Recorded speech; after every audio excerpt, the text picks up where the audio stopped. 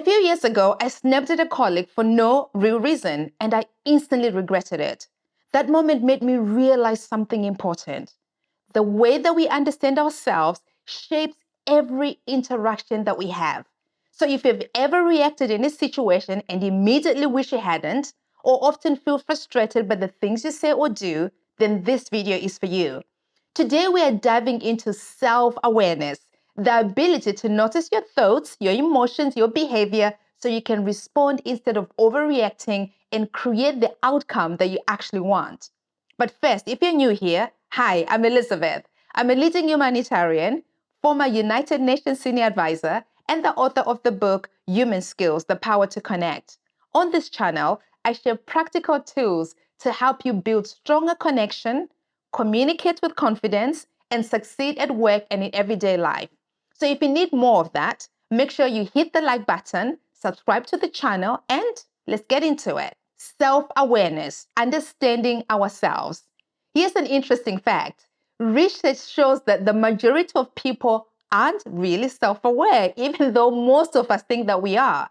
That means we often misread situations, we misjudge how our actions affect others, and even misunderstand our own motivations. Think about it. Ever notice yourself zoning out during a meeting, then later realize you completely misunderstood someone's point? Or maybe you thought you were being helpful, but your advice came across as critical instead. Or worse, you think you handled a disagreement calmly, but you later hear that the other person felt frustrated or dismissed. These little moments are everywhere, and they show us just how limited our self-awareness can be, even when we feel we are confident that we're in control. The good news is that with practice, we can change this, and that's exactly what we're going to focus on next, starting with the first exercise. Exercise 1, the daily check-in. Take 5 minutes every day, it could be in the morning, during lunch, or before bed, and ask yourself, what am I feeling right now? What thoughts are running through my mind?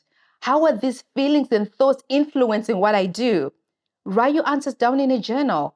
Just naming your emotions and what you're feeling and noticing your thoughts gives you clarity and helps you respond intentionally instead of reacting on autopilot. For example, early in my journey, I started doing this before important calls or meetings.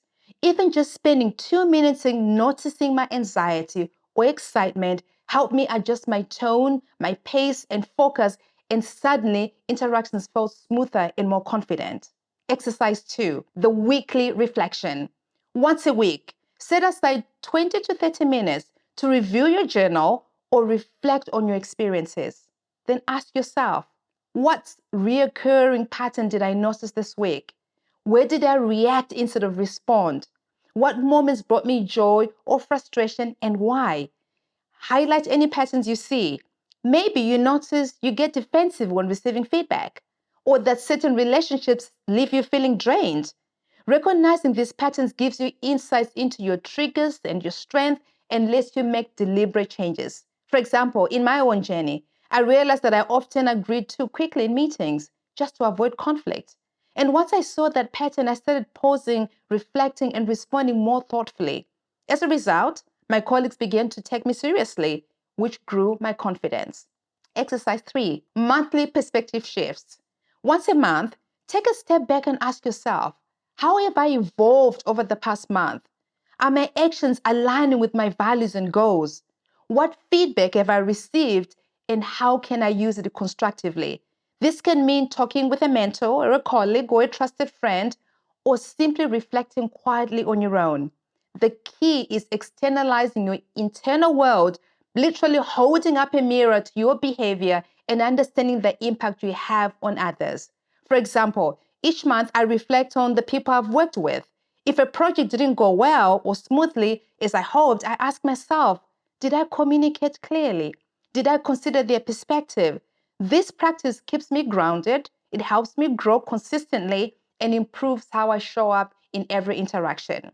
To recap, self-awareness isn't just about knowing who you are. It's about noticing, understanding, and adjusting through small, consistent practices. By combining daily check-ins, weekly reflections, and monthly perspective shifts, you gradually develop a deeper understanding of yourself. This isn't just about personal growth. It's the foundation for thriving relationships, for effective leadership, and real influence. That's because when we truly know ourselves, we can communicate clearly without misunderstandings. We can respond to challenges with confidence instead of fear. We can build trust and empathy because we understand both our own needs and the needs of others. Now, I would love to hear from you. Which of these exercises are you most excited to try first? Please share them below. In the next video, we explore the second pillar of human skills, social awareness. So if you want to learn how to read people, understand their perspective, and respond in ways that strengthen relationships, make sure that you subscribe and hit the notification bell. Thanks so much for watching, and I'll see you in the next one.